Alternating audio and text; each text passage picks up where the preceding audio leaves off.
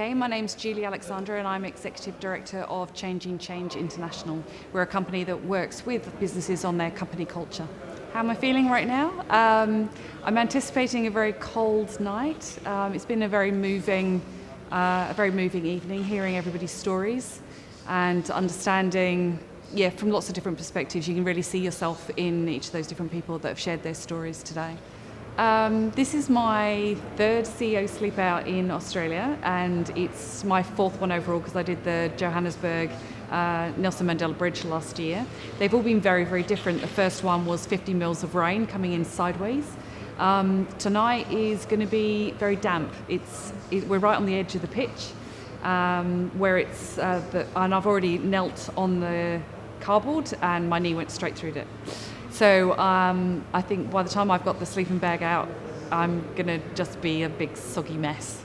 So I'm anticipating not sleeping very much, and you really do get a real taste of what it might possibly be like to be homeless. You will never truly know, but you do get a little taste of it and realise that that's what people have to deal with every day. And I can go home and I can dry my clothes, but some people don't have that chance, so it does bring it home to you just how uncomfortable it can be. And a lot of dead hips as you lie there every night on concrete or on cardboard. Yeah, hips go to sleep. You wake up every 20 minutes. It's not a restful thing to do.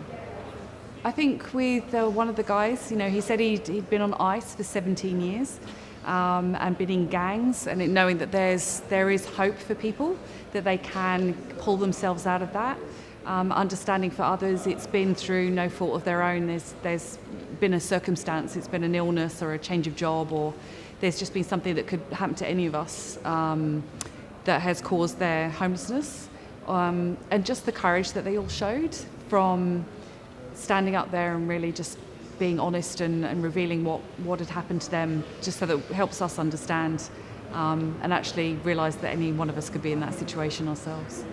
No, and it's also, I can just say this, it's a bit like roar and snore at the zoo down there, because you are sleeping with all sorts of people you can't just poke them in the ribs and get them to turn over. So it's a real challenge, but it's, as I say, again, if we were sleeping rough on the streets, we'd be putting up with far worse than this. So it's a privilege to be at the SCG and to experience this with all the other CEOs and do what we can. We've raised as a team over $15,000 for tonight, so we want to keep raising that awareness and raising those dollars. I think it is reach out. I mean, there is only so much that you can do if you're on your own, and reaching out, there are people that do care. There are people that will help, and as much as the system may feel like it's kind of stacked against you at times, there are also people that want to help, and just to not give up hope, and to keep trying, and you'll find the right person who can connect you and support you and get you back to where it is that you want to be. I just think we can all make a difference, and whether it is sleeping out at the SCG or any other venue that the CEO Sleepout is happening, that's one way. But there's always things in our community that we can do. There's always ways that we can spread the message and awareness, whether it's feeding people, going out on soup kitchens, doing things like our big kitchen, who are the people who fed us tonight.